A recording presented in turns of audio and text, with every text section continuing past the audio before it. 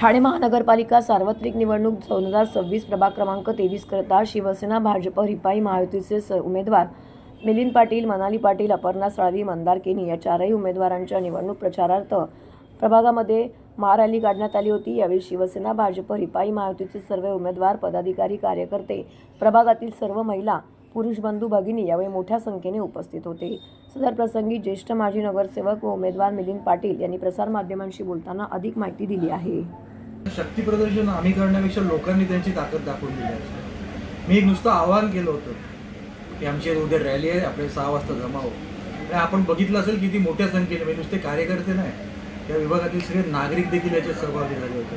त्यामुळे खरं म्हटलं तर नागरिकांनी दिलेली चपराक आहे, जे कोणी झुंडशाही करतायत, पैशाचा माज दाखवतात, त्यांना दिलेली ही चपराक आहे असं म्हटलं तरी वावगं होणार नाही। आणि निश्चितपणे आमच्या विजयाची मुहूर्तवड आधीच लावली गेलं याचे प्रतीक आहे।